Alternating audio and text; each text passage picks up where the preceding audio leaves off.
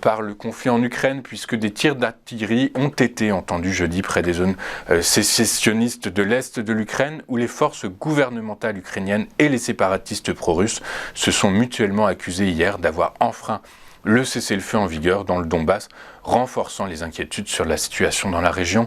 Sur le terrain, des représentants de la République populaire de Louhansk ont expliqué dans un communiqué avoir été la cible de tirs de mortier, de lanceurs de grenades et de mitrailleuses lors de 4 incidents distincts recensés hier.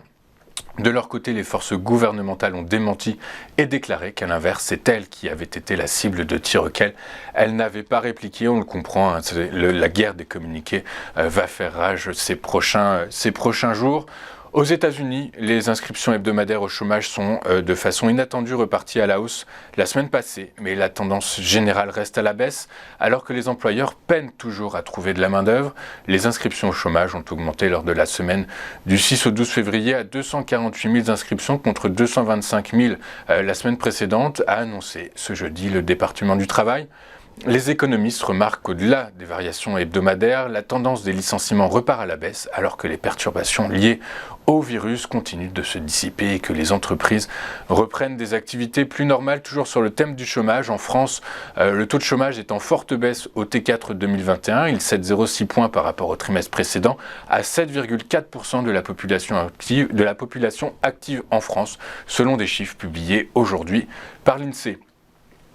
Le mois de janvier a été catastrophique pour les ventes de voitures neuves en Europe, les constructeurs continuant d'être freinés par la pénurie de puces électroniques, selon des chiffres qui ont été publiés hier, avec 682 596 voitures vendues dans l'Union européenne. Les constructeurs ont connu leur pire mois de janvier depuis le début de la série statistique qui a démarré en 1990 avec moins 6% par rapport au record bas de janvier 2021, a précisé l'association des constructeurs européens d'automobiles.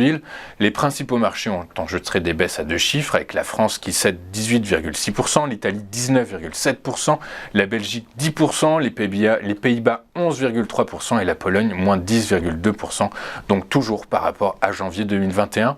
Seule l'Allemagne a rebondi de 8,5% par rapport à un mois de janvier 2021 très faible, tandis que l'Espagne reste stable avec des ventes qui ont cru de seulement 1%. Après une forte chute en 2020 liée à la pandémie du Covid-19, le marché automobile a été paralysé en Europe et en Amérique en 2021 par cette pénurie de puces électroniques, surtout fabriquées en Asie et indispensables à la fabrication de voitures qui embarquent toujours plus de technologie. Avec une stabilisation de l'approvisionnement en puces au deuxième semestre et en l'absence de nouveaux variants, l'ACEA prévoit que les ventes d'automobiles pourraient rebondir de 7,9% au cours de l'exercice 2022, mais toujours loin de leur niveau 2019. Mis sous pression après un début d'année 2022 désastreux, marqué à la fois par une baisse du niveau de disponibilité du parc nucléaire et par une contribution exceptionnelle du groupe aux mesures gouvernementales pour geler les prix de l'électricité, EDF devrait bénéficier d'une augmentation de capital.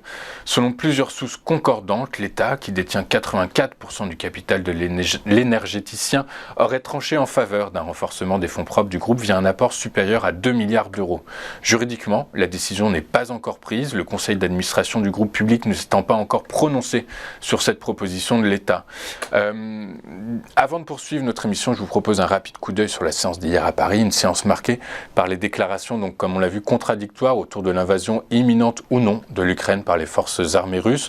L'indice parisien a donc cédé 0,26% à 6 946 points. Dans le détail, les principales hausses ont été réalisées par les services aux consommateurs qui ont pris 1,12%, l'assurance vie qui a signé une hausse de 0,95%, des utilities qui ont cru de 0,59% et des biens de consommation qui ont signé une hausse de 0,14%. À l'inverse, les principales baisses sont à mettre au passif des services financiers qui ont cédé 1,74%, de l'énergie qui a marqué un repli de 1,46%, des télécoms qui ont cédé 0,57% et de l'industrie qui a marqué un repli de 0,56%. Le Bitcoin, quant à lui, a cédé 7,52% à 40 770 $ l'unité. On marque une première pause et juste après, on vous fait vivre l'ouverture de la séance, une ouverture en direct décryptée par notre invité Antoine Quesada. A tout de suite sur Téléfinance.